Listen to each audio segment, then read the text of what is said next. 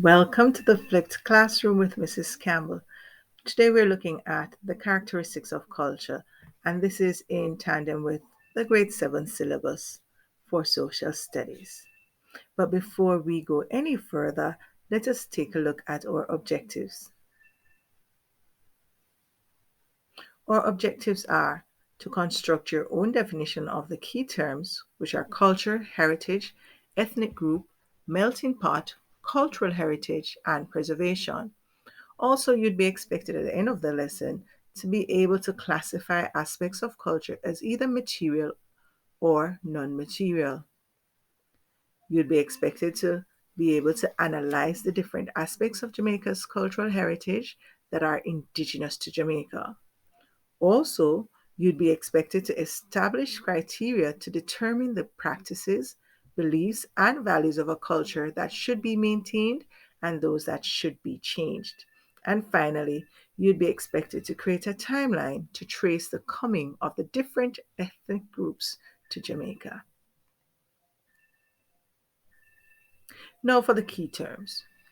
Culture is defined as a way of life which includes the lifestyle, products, ideas, symbols, etc., of a group of people. Heritage is something that is handed down from the past as a tradition. Ethnic group is a group of people who share similar culture, for example, beliefs, values, and behaviors, language, religion, etc., as well as other characteristics that is often handed down from one generation to the next. They may come from the same country or live together in the same area. Melting pot. And this is where different peoples, styles, cultures, etc., come together to make a new whole. Cultural heritage. This refers to the language, norms, etc., the culture of a people that is passed down through history. Preservation refers to the keeping of something, and in this case culture. So, and this is usually done through heritage sites, folklore, oral tradition, etc., preserving, keeping alive our heritage.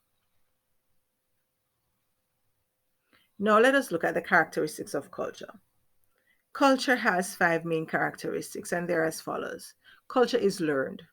And what this means is that you weren't born knowing a culture. You get to know it, you learn it, you're socialized into it, and you accept the different ways of behavior and then start practicing them. So, culture is learned, it's not inherited, it's learned. Culture is shared, and this means that it is not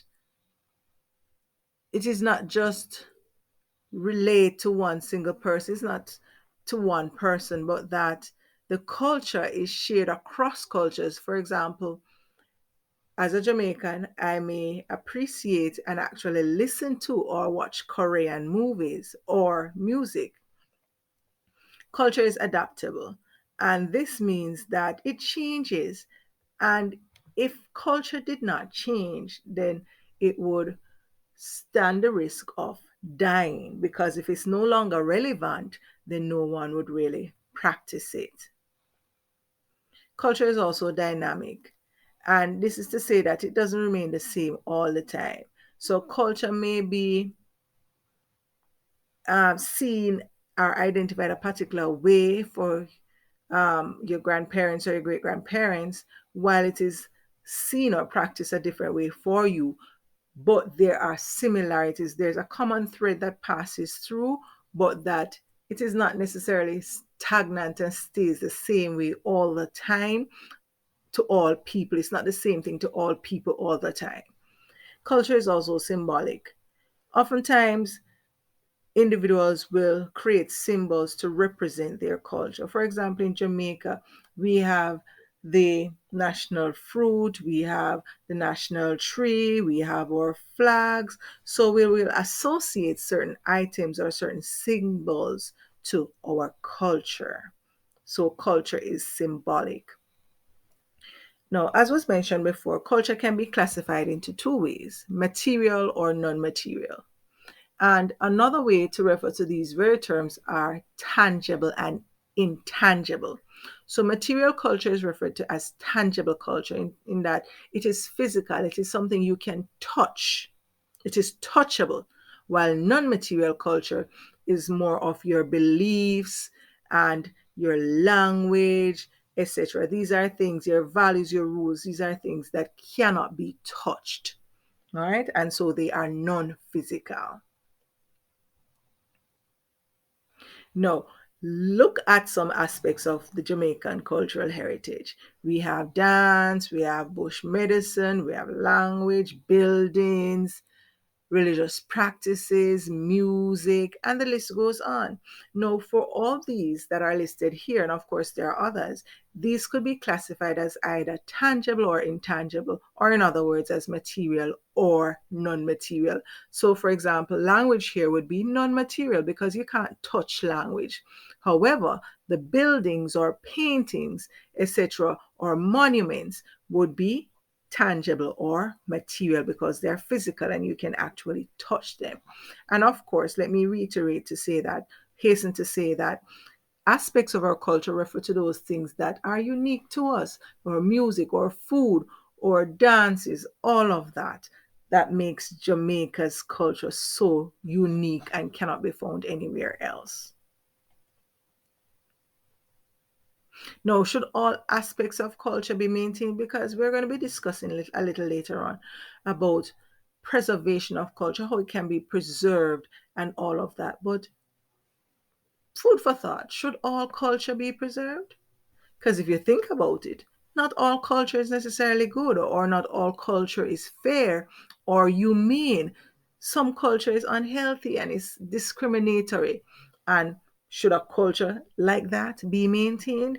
We, with our history, we would have seen, we would have experienced, not us really, but our ancestors, slavery or enslavement. And there were certain things that were practiced, certain things that were customary or cultural in those in that dispensation that by all means should not be maintained. While of course there are other things like our lovely, lovely, lovely reggae music that should be preserved.